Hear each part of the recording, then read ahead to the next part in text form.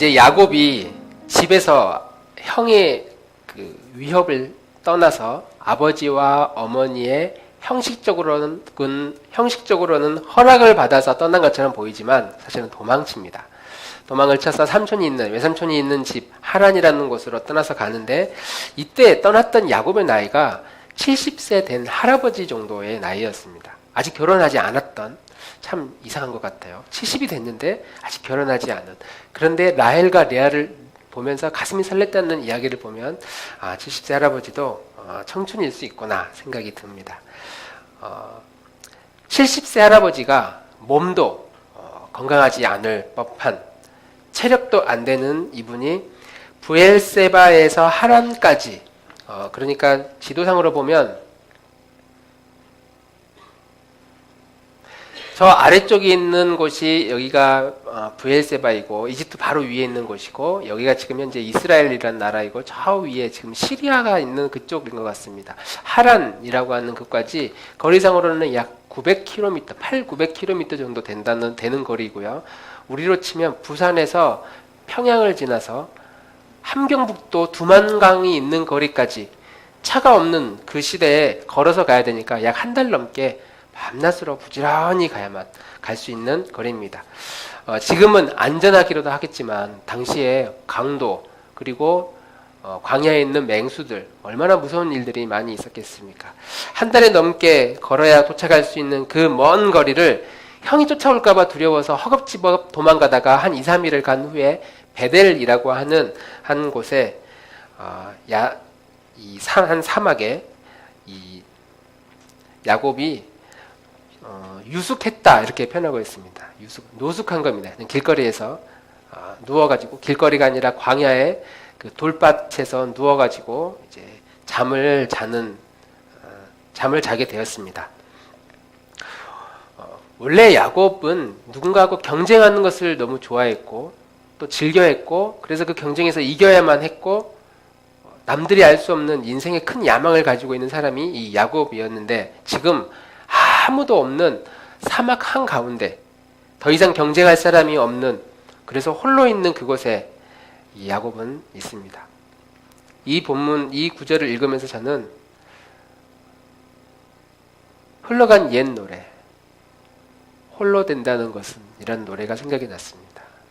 네, 우리 청년들은 전혀 알 수 없는 노래겠지만, 그래서 유튜브를 들어가서 그 노래를 한번 들어봤습니다.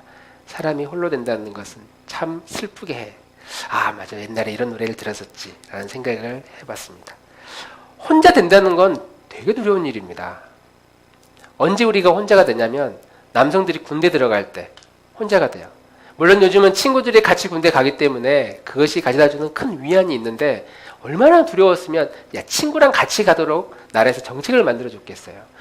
군대를 갈 때, 고등학교를 졸업하고 대학을 처음 친구도 없는 그곳에 갔을 때, 우리 여성분들은 아이를 가졌을 때 두려울 것 같습니다. 그리고 출산을 막 앞두고 있을 때 옆에서 막 축하해준다고 그래도 너무 두려울 것 같아요. 그리고 외롭다는 생각도 들 것 같습니다.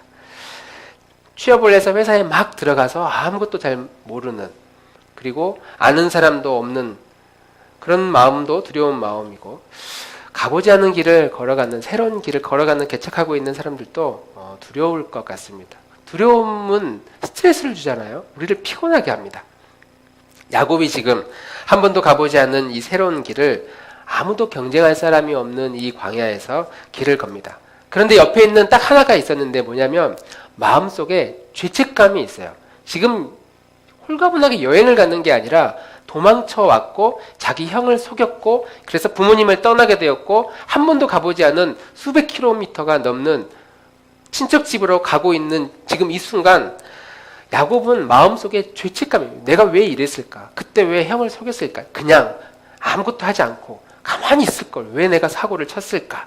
하는 이런 죄책감과 함께, 이 죄책감, 이 마음을 자극하는 마귀들만 아마 이 야곱 주변에 어슬렁거리고 있었을 거라고 생각합니다. 그날도 야곱은 길을 가다가 너무 힘들어서 잠시 쉬려고 평범한 돌판 하나를 가져다가 그 돌판을 베개 삼아 누웠습니다. 겉옷을 덮고 누워서 많은 생각이 내 머릿속을 스쳐 지나갔지만, 그는 곧 잠이 들었고 꿈속에서 드디어 하나님을 만나게 됩니다. 하나님이 꿈속으로 계시했던 첫 번째 장면이 이 야곱에게 나타나셨던 그 현몽의 사건인데요. 자, 야곱이 잠들었습니다. 하나님이 야곱에게 나타난 최초의 꿈이고 그 꿈속에서 큰 사닥다리가 있었다고 말합니다. 사닥다리라는 이 단어가 술라마라는 히브리어인데 이게 사다리라는 의미도 있지만 계단이라는 의미도 있습니다. 그리고 계단이 땅에서부터 하늘로 쭉 연결되어 있다라고 이야기를 하고 있고요. 이 계단은 2층에서 3층 올라가는 이런 계단을 사용하는 이런 의미라기보다는 옛날 아파트에 가면 그 성냥갑 아파트 맨 끝에 계단이 있었잖아요. 쭉 올라가는 1층에서 꼭대기까지 올라가는 노출된 계단. 그렇게 중간에 끊어져 있는 계단이 아니라 계속 연결되어 있는 이런 계단, 그런 계단을 사용할 때 사용하는 단어가 이 술라마라는 단어입니다. 그러니까 땅에서부터 하늘까지 쉬지 않고 쭉 연결되어 있는 이런 다리가 땅 위에 서 있었다라고 말하고 있죠. 하늘까지 연결되어 있는 겁니다. 그리고 그 사이에 천사들이 오르락 내리락 하고 있는 장면을 본 겁니다. 야곱은 굉장한 야망을 가지고 있었던 사람이죠. 야망을 많이 가지고 있는 사람은 공감하겠지만 이런 야망이 없는 사람들은 아마 이 야곱의 마음이 그렇게 공감되지는 않을 수도 있습니다. 어쨌든 이 야망은 복을 받고 싶은 마음이 간절했던 사람입니다. 그래서 특별히 아버지의 장자권에 집착했어요. 왜냐하면 큰 야망을 가지고 있기 때문에 큰 걸 노려야 되는데, 한 방에 큰 걸 노려야 되는데 제일 큰 게 뭐냐고 생각을 해보니까 아버지가 가지고 있었던 장자권이었어요. 그냥 아버지의 재산이 아니라 내가 아버지의 재산을 일부 받아서 이 사업을 해가지고 돈을 벌 수 있겠다, 그런 개념이 아니라 아버지가 줄 수 있는 장자의 축복을 이 야곱은 받으면 일타쌍피, 단순히 아버지에게만 인정받는 게 아니라 하나님으로부터 위임받은 그 아버지의 축복, 그 축복을 받게 되는 거죠. 그러니까 야곱은 노리고 있었던 게 하나님의 축복이었어요.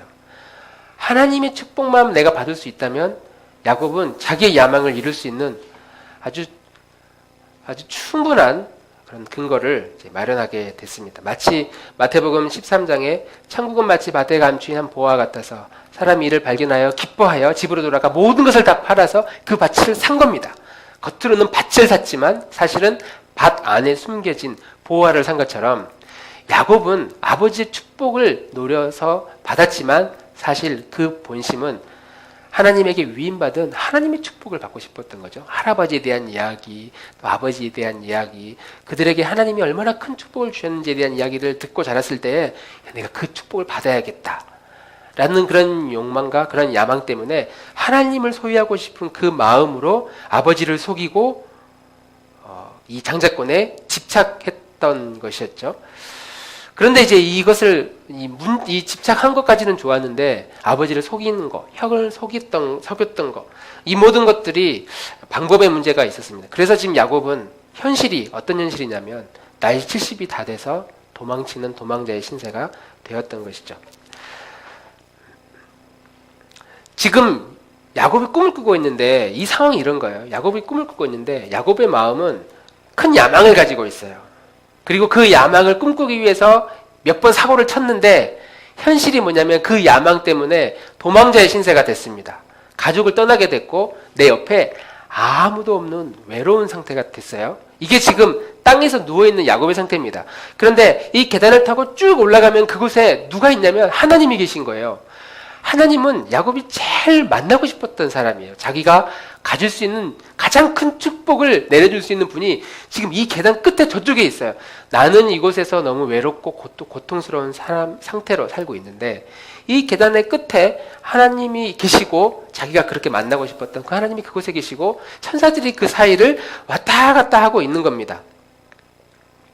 이것이 야곱이 경험한 첫 번째 은혜라고 말할 수 있습니다. 야곱은 뭔가를 해보려고 노력했는데 현실은 아무것도 얻지 못한 도망자의 신세였고 자기가 계획한 그 계획과 꿈에서부터 점점 멀어지고 있고 그래서 가족들을 떠나서 여기까지 지금 도망쳐 와 있는데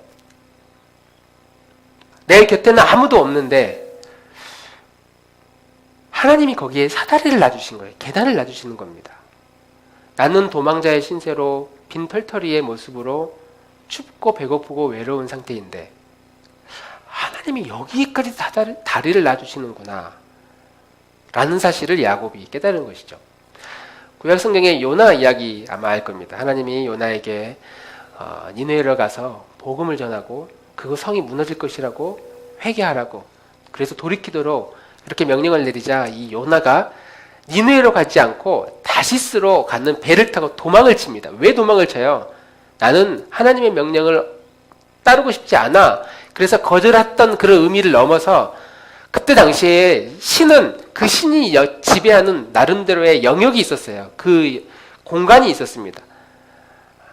애굽을 지배하는 신, 이스라엘을 지배하는 신, 그리고 어느 곳을 지배하는 신. 그래서 그곳을 떠나면 그 신으로부터도 떠날 수 있다라는 생각을 가지고 있었어요. 그런 사상들이 당시 중근동 시대에는 있었습니다. 그래서 그래서 요나는 그 하나님이 없는 곳으로 가면 되겠지라고 해서 다른 곳 다시스로 가는 배를 탔던 것이죠. 야곱도 자기가 살고 있던 고향을 떠났고 아주 먼 거리를 떠나왔기 때문에 이제 이곳에는 하나님이 없다라고 생각을 했을지도 몰라요. 그런데 꿈속에서 바로 이 누워있는 이곳에 하나님이 지금 다리를 놔주셔가지고 계단을 놔주셔서 하나님하고 소통하고 싶어하는 그런 하나님의 마음을 보게 된 것이죠. 하나님은요, 자기 백성하고 대화하는 것을 가장 좋아하십니다. 그 어떤 신보다 우리 하나님은 우리에게 매일매일 지속적으로 말씀하고 있어요. 이야기를 나누고 싶어 합니다. 거꾸로 말하면 우리가 하나님께 뭐라도 한마디 말을 한다면 하나님은 어떤 말이든지 그 하나님 우리가 하는 그 말을 들으시고 응답하시고 반응하시고 그 말에 대해서 우리의 이야기를 잘 들으시는 분이 바로 하나님이시다라고 하는 사실이죠. 그래서 내가 어느 곳에서 하나님하고 소통하느냐, 지금 예배 시간에 내가 하나님하고 소통하느냐, 그게 아니라 예배 시간뿐만 아니라 월요일이 돼도 화요일이 돼도 수요일이 돼도 집이든 회사든 학교든 책상 위든 일터든 어떤 곳이든지 하나님은 그곳에 계셔서 하나님은 계속 계단을 놔주신다는 거죠. 그리고 그 계단에서 천사들이 오르락 내리락 하면서 우리의 영혼과 하나님 사이에 다리를 놔주시는 그 은혜를 매 순간순간 베풀어 주신다는 거예요. 그런데 지금 야곱의 상태가 어떻습니까? 그리고 우리의 일주일 동안 우리의 삶의 상태는 어때요? 늘 성령 충만한 것도 아니고 그냥 바빠요. 아무 생각이 없을 때도 있고 그냥 마음을 어딘가에 빼앗기며 살아갈 때도 많이 있습니다. 그런데 눈을 감고 지금 있는 내 모습의 상태를 잠잠히 생각해 보면 어느 한순간도 하나님은 우리를 모른 척 한 적이 없고 모든 영역에 다리를 놔주신다는 거예요. 우리가 가지고 있는 신앙이 인격적인 신앙이라면 다리를 놓고자 끊임없이 말씀하시는 그 하나님을 두고도 우리가 딴짓은 하지 않을 겁니다. 내가 좋아하는 사람이 내 앞에 앉아 있어요. 같이 차를 마십니다. 그런데 서로가 계속 핸드폰을 보거나 아니면 다른 생각을 하면서 이야기를 한다면 사랑하는 사이는 아니겠죠. 내가 정말 좋아하는 한 연예인이 30분 동안 이야기할 기회를 얻었어요. 그러면 연예인이 내 앞에 앉아있는데 누구라고 이야기할까요? 잘생긴 보검이 형제가 내 앞에 어제 앉아있어요. 30분 동안 시간이 주어졌어요. 나 괜찮아요 시간. 그러면 뭐라도 말 한마디 하고 싶고 사진도 찍고 싶고 이야기를 막 하고 싶어 하겠잖아요. 그런데 상대방이 우리 보검 동생이 우리 보검 형제가 아무런 반응도 하지 않고 듣는 척도 안 하고 계속 그냥 시간만 쳐다보고 있고 30분이 되기를 땡 되자마자 됐어요 저 이제 가도 되죠? 하면서 떠나요. 얼마나 서운합니까? 우리가 만나는 하나님은 신이지만 인격적인 하나님이셔서 우리의 삶에 끊임없이 내려다 주시는 그 계단 가운데 천사가 오르락 내리락 하면서 하나님의 마음을 끊임없이 우리에게 공급해 주고 전달해 주고 알려주는데 우리가 아무런 반응이 없을 때 얼마나 하나님은 서운해 하시겠습니까? 무서운 하나님이시라면, 공의로운 하나님이시라면, 저 같은 하나님이라면 그냥 내버려두지 않을 겁니다. 때려서라도, 그냥 혼내서라도 내 이야기를 듣도록, 내 말 듣도록, 정신 차리도록 할 것 같아요. 그런데 우리 하나님은 그러지 아니하시고 지난 일주일 동안에도 우리에게 기회를 주세요. 계단을 놔주시고 그곳에서 하나님이 나에게 나 여기 있어 끊임없는 사인을 보내실 때에 우리가 이 한 주간 한 번 더 기회를 하나님이 주신다면, 딱 일주일만 하나님이 주신다고 한다면 우리가 그 일주일을 아무것도 안 하고 그냥 모른 척하며 살지는 않을 거라고 생각합니다. 아침에 일어났을 때, 눈을 떴을 때 하나님 오늘 또 저 하루 시작합니다. 하나님 아시죠? 오늘도 나를 붙잡아 주십시오. 하룻밤이 마쳤어요. 누웠을 때 하나님 다 이루지는 못했지만 오늘 하루도 마칩니다. 잠들 때에도 꿈속에서라도 주님 만나게 해주십시오. 저에게 힘 주십시오. 우리가 이렇게 기도하고 하루를 마칠 수 있다면, 어떤 일을 시작할 때에, 누군가를 만날 때에 그 순간순간마다 하나님이 지금 하나님의 계단으로 내 영혼 가운데 다 있고 나는 그 계단을 통하여 끊임없이 하나님과 소통할 수 있다면 얼마나 그것이 귀한 하나님이 주시는 축복이겠습니까? 이렇게 하나님께 소통하고 한 주간 살아가는 우리 교우들이 되기를 간절히 소망합니다.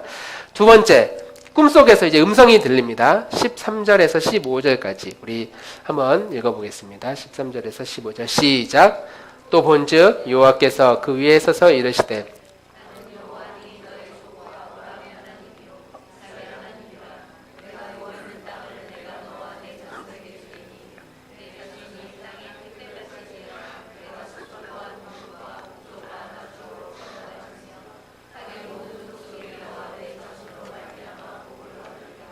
내가 너와 함께 있어 너를 지키며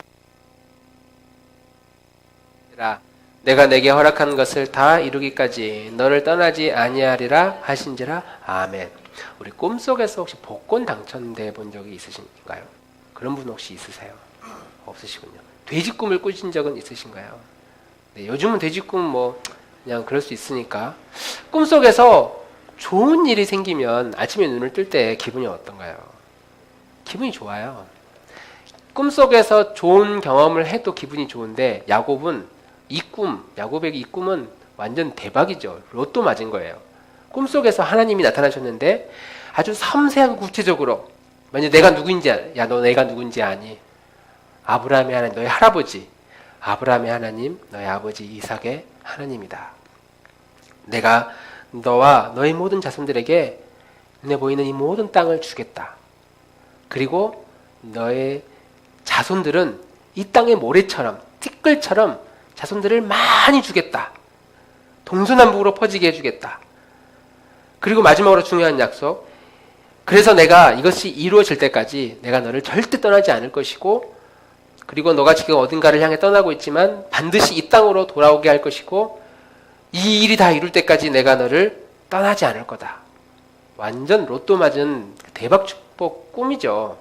이런 꿈을 꾸고 나서 일어나면 완전 할렐루야입니다. 저 같으면 막 로또 사러 갈까, 복권을 사러 갈까, 오늘 좋은 일이 있을 것 같다고 막 하면서 만나는 사람마다 이 꿈 이야기를 하면서, 그리고 하나님께 기도하면서 막 감격하며 눈물 흘리며 하나님 이런 꿈을 분명하고 정확하게 저에게 주시니 감사합니다 하면서 저는 되게 감격하고 감동했을 것 같습니다.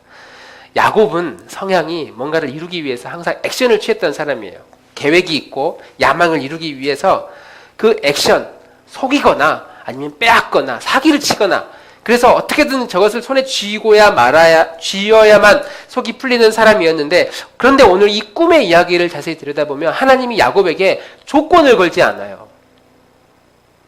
물론 아쉬운 건 야곱의 이 꿈을 꾼 다음에 맨 마지막에 조건을 걸어요. 하나님 앞에. 아쉬워요.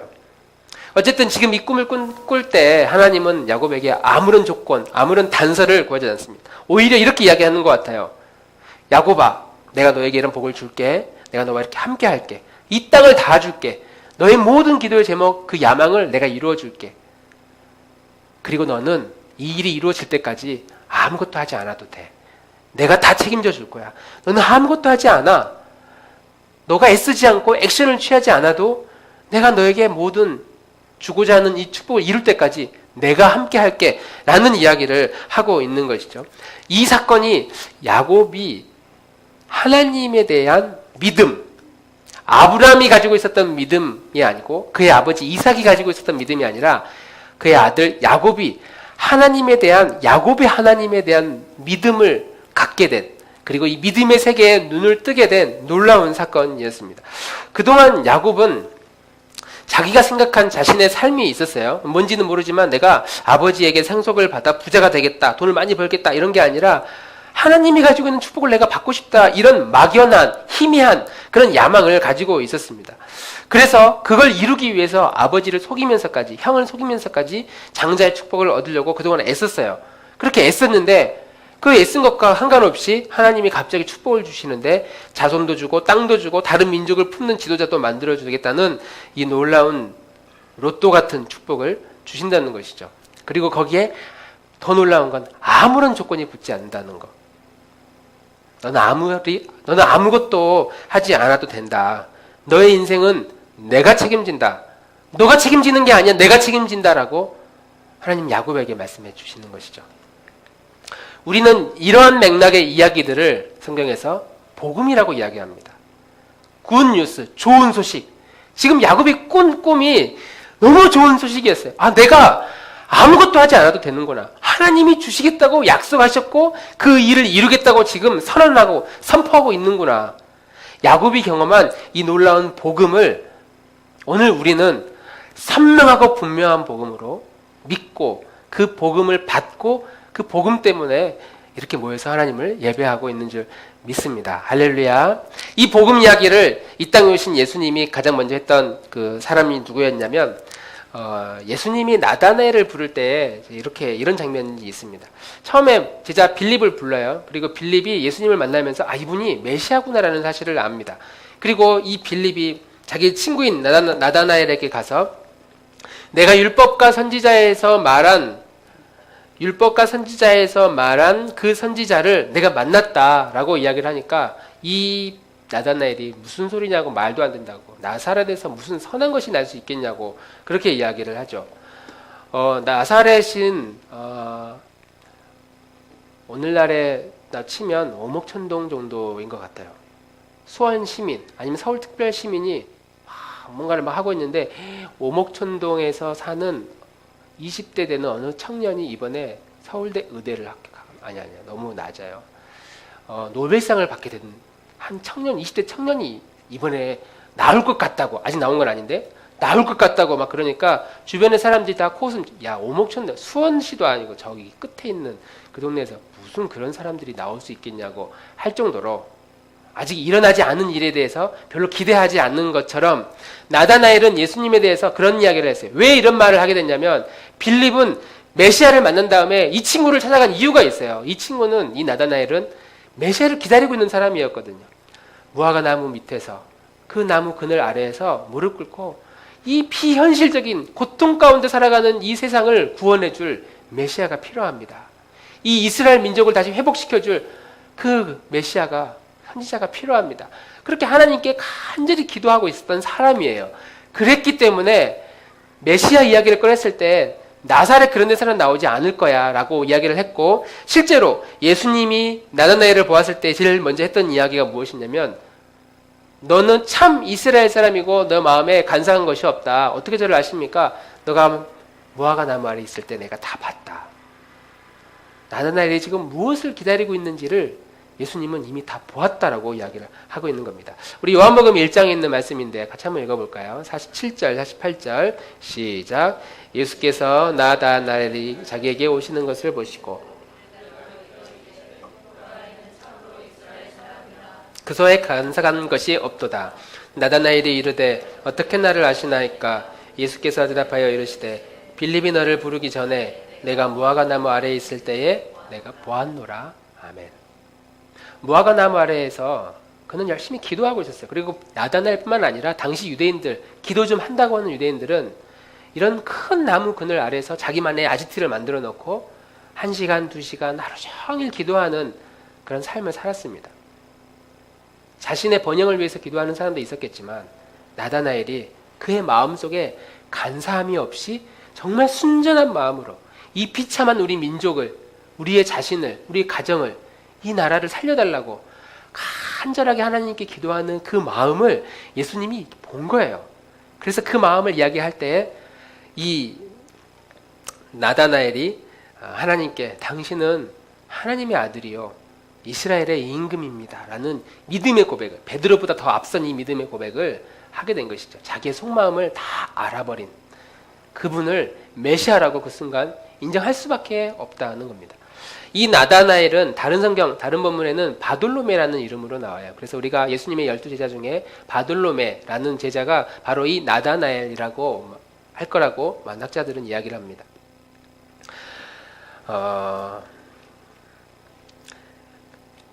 나다나엘에게 예수님이 이야기할 때 참으로 이스라엘 사람이다. 그 속에 간사한 것이 없다.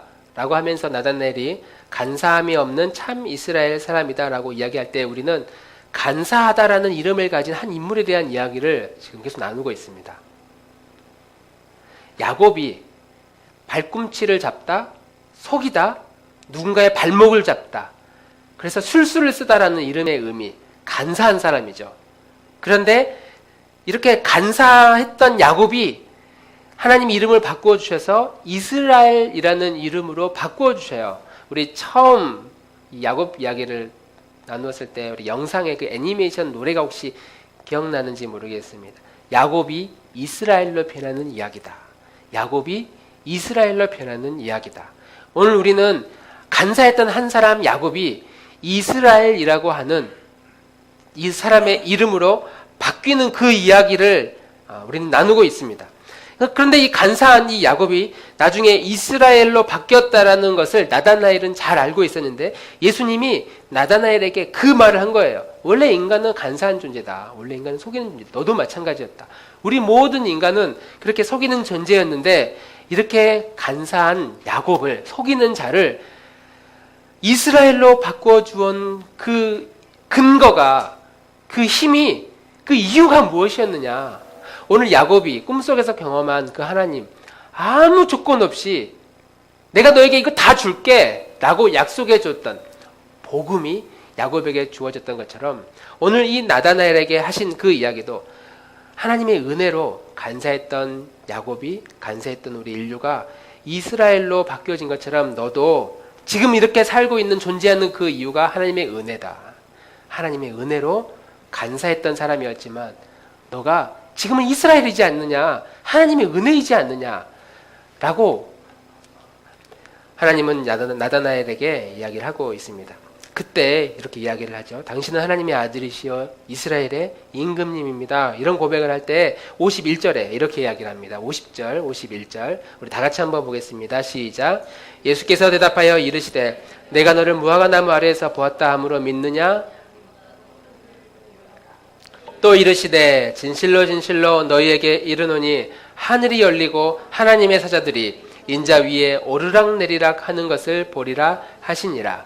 예수님은 나다나엘을 향해서 더 큰 일을 볼 것이다. 하늘이 열리는 것을 볼 것이다. 그리고 하나님의 사자들이 인자 위에서 오르락 오르락 내리락 하는 것을 볼 것이다. 이 장면이 지금 야곱이 광야에서 꿈을 꾸면서 보고 있는 그 장면이거든요. 지금 야곱의 상태는 실패한 인생입니다. 그래서 옆에 아무도 없는 상태, 남을 속이고 경쟁하고 이기려고만 했던 불완전한 사람, 그런 야곱에게 하나님이 사닥다리, 계단을 주셔서 천사들을 통해 오르락내리락 하고 있는 이 장면을 꿈속에서 보았는데, 그러니까 이 야곱이 베델에서 보았던 이 사건을 예수님은 나다나엘에게 이야기하면서 사다리 이야기 안 해요. 계단 이야기 하지 않습니다. 천사가 오고 갈 것인데 어디를 오고 가냐면 인자 위에 오고 갈 것이다 라고 이야기를 해요. 내가 비참한 인생과 전능하신 하나님 사이에 계단이 되어서 천사가 그 사이를 소통하는 삶을 너가 보게 될 것이다 라고 우리에게 말씀하고 있는 것이죠. 이것이 야곱에게 나타난 구약 성경의 복음이었고, 이 복음을 구체적이고 선명하게 이루기 위해서 예수님이 이 땅의 인간의 몸으로 우리에게 찾아오셨습니다. 그리고 나다나엘에게 그 약속을 해준 거예요.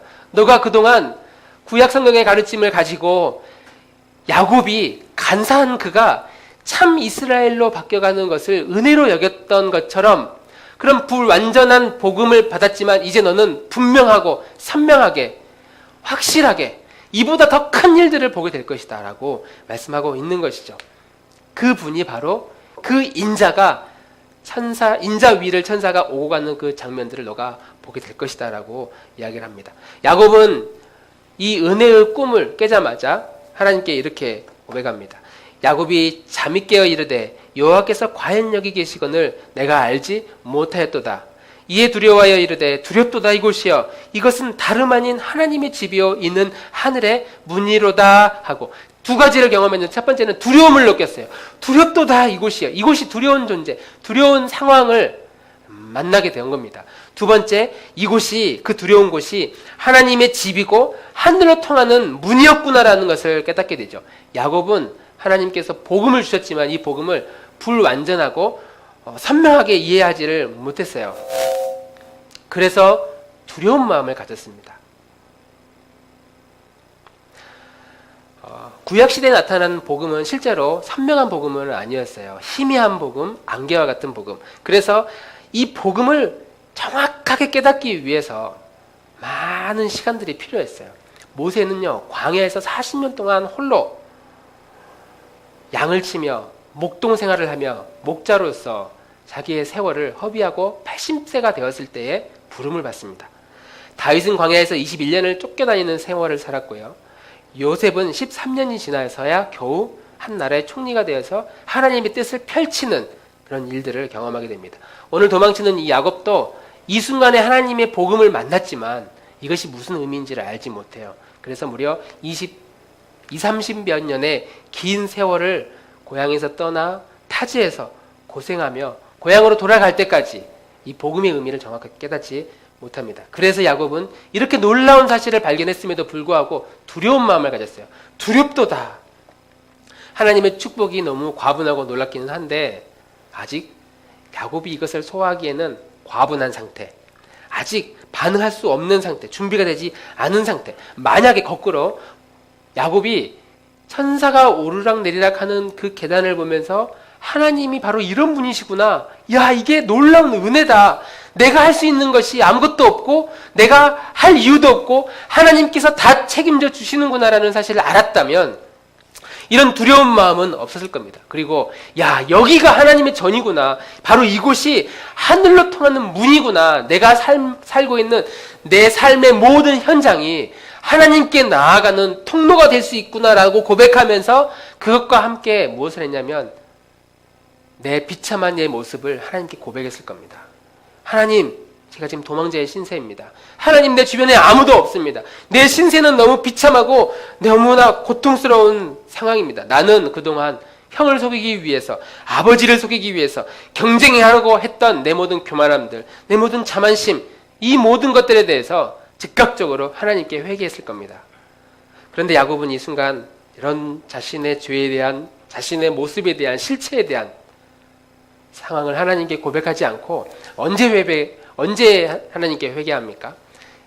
야복강 강가에서 돌아오려고 하는데 막 죽음의 공포가 다가오니까 그제서야 천사가 너의 이름이 무엇이냐라고 물을 때 처음으로 제 이름은 야곱입니다. 저는 속이는 자입니다. 저는 상처가 많은 자이고 열심히 노력했지만 하던 일들마다 잘 되지 않았던 인생입니다. 그제서야 자기의 모습을 있는 모습 그대로 인정하는, 그리고 그때부터 야곱을 향한 하나님의 놀라운 축복, 가장 먼저 야곱의 이름을 이스라엘로 바꿔주죠. 너의 이름은 이제 야곱이라 부르지 않을 것이다. 이스라엘이다. 한 사람이 예수님을 믿고 복음을 받아들이면 반드시 동반되는 건 내가 지금 어떠한 상태이고 내 영혼과 내 삶이 어떠한 삶을 살아가고 있는지에 대한 비참한 모습을 정확하게 보게 됩니다. 할 수 있어요. 우리는 잘할 수 있을 거예요. 하나님이 함께 하시면 나는 기뻐요, 해피해요 라고 이야기할 수 있지만, 그러나 참 진리 복음을 받아들인다면 가장 먼저 동반되는 것이 내 안에 있는 현실, 나의 연약한 모습들을 바라보게 돼요. 그리고 이 모든 죄악과 연약함들을 하나님 앞에 가지고 갈 때마다 하나님은 언제나 변함없이 나의 연약함들을 품어 안아주시고, 그것보다 놀라운 축복, 너가 지금 있는 그 자리가 하나님하고 통하는 문이다.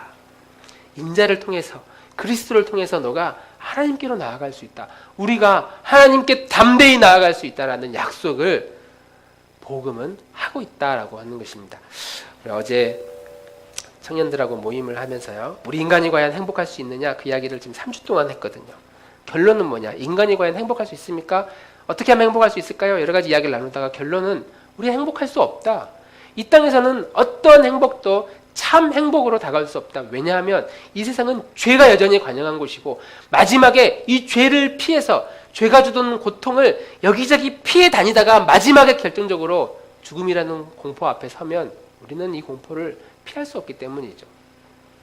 어느 한순간 일시적으로 즐겁고 행복할 수는 있지만 죄가 관영한 이 세상, 그리고 죽음의 공포가 끊임없이 우리를 짓누르는 이 세상에는 우리는 결코 행복할 수 없다. 이 세상을 만족할 수 없다. 그래서 이 죄의 문제를 깨트리기 위해서 예수님이 오셔서 대가를 다 지불하셨고, 죽음의 문제를 해결하기 위해서 예수님이 이 땅에 오셔서 자기 생명을 주셔서 죽음과 사망의 권세를 깨트리고 다시 부활하신 것이죠. 우리는 예수님을 믿음으로 내 죄의 문제가 해결되어지고, 부활한 예수님을 만남으로 내 죽음의 고통과 공포의 문제를 해결받았다라는 이 사실을 우리는 받아들입니다. 이것이 우리는 복음이라고 이야기를 하고, 이 복음을 우리가 굳게 믿음으로 이 세상에서 행복할 수 있는 삶을 살아가게 된다. 우리 사랑하는 낮은복 우리 교우 성도님들, 우리가 이 복음을 계속 배워야 됩니다. 그리고 이 복음을 계속 들어야 돼요. 복음은 단순히 예수님이 나의 죄를 위해서 십자가에 죽으셨고 부활하셨습니다라는 한 문장이 아닙니다.